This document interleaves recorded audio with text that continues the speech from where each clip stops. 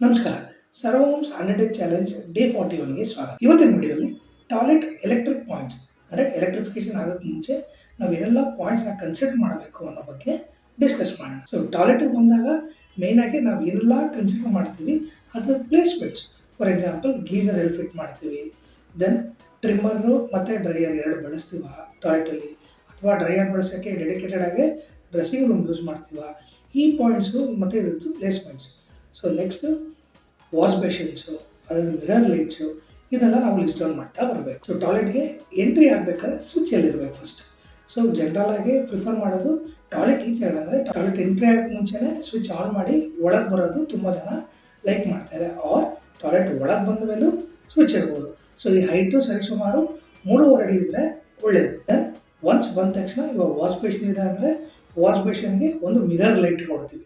So general ಆಗಿ ಆ height mirror height ಏನು 6.5 to 7 ಫೀಟಲ್ಲಿ ಇರಬೇಕು. ಜನರಲ್ ಆಗಿ ಮಿರರ್ ಲೈಟ್ದು ವೈರಿಂಗ್ ಏನು ನಮಗೆ ಔಟ್ಲೆಟ್ ಬಿಟ್ಟಿರ್ತಾರಲ್ಲ, ತುಂಬ ಫ್ಲ್ಯಾಟ್ಸಲ್ಲಿ ಇದನ್ನು ನಾವು ನೋಡಿದ್ವಿ 5.5 ಫೀಟಿಗೆ ಬಿಟ್ಬಿಟ್ಟಿರ್ತಾರೆ.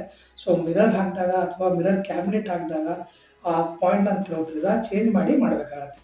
ಸೊ ಬೆಟರ್ 6.5 to 7 ಫೀಟ್ ಹೈಟಲ್ಲಿ ಮಿರರ್ ಲೈಟ್ಸ್ಗೆ ಪಾಯಿಂಟ್ ಬಿಟ್ಟರೆ ತುಂಬಾ ಒಳ್ಳೆಯದು. ದೆನ್ ವಾಶ್ ಬೇಷನ್ ಹತ್ರನೇ ಟ್ರಿಮ್ಮರ್ಗಾಗಲಿ ಮತ್ತು ಹೇರ್ ಡ್ರೈಯರ್ಗಾಗಲಿ ಸಪ್ರೇಟಾಗಿ ಒಂದೊಂದು ಸಾಕೆಟ್ಸ್ ಇರೋದು ಬೆಸ್ಟ್ ಆಪ್ಷನ್. ಇದನ್ನು ತಿರ್ಗಾ ನಾವು ಹೈಟು 3.5 ಫೀಟಲ್ಲೇ ಇರಬೇಕು.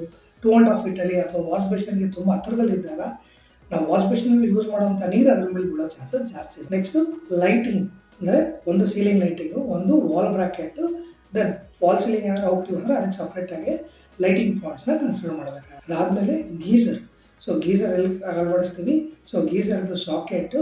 ಸೊ ಜನರಲ್ ಆಗಿ ಇದನ್ನು ಏನು ಮಾಡ್ತೀವಿ 7 feet and above, so that ನಾವು ಸ್ನಾನ ಮಾಡಬೇಕಾದ್ರೆ ಅಥವಾ ಬಾತ್ರೂಮ್ ಯೂಸ್ ಮಾಡ್ಬೇಕಾದ್ರೆ ಇದು ಅಬ್ಸ್ಟ್ರಕ್ಷನ್ ಆಗಿಬಿಡೋದು ಅಂತ 7 ಫೀಟ್ ಅಬೋವ್ ಅಲ್ಲಿ ಗೀಸರ್ನ ಪ್ಲೇಸ್ಮೆಂಟ್ ಮಾಡ್ತೀವಿ.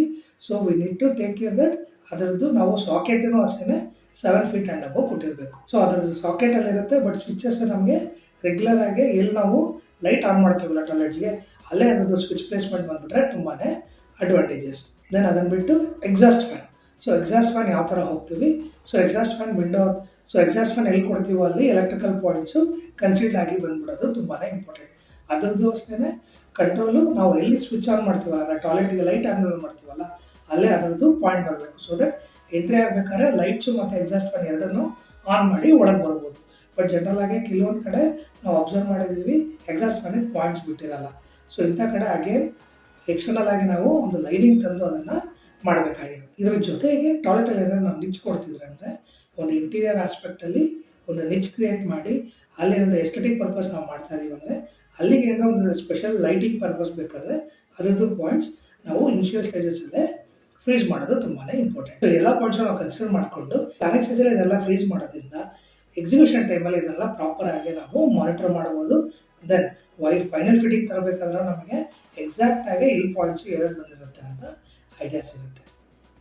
ಹೋಪ್ ಈ ವಿಡಿಯೋ ನಿಮಗೆ ಇಷ್ಟ ಆಯಿತು ಅಂದ್ಕೊಳ್ತೀವಿ. Thanks for watching. Enjoy your construction journey.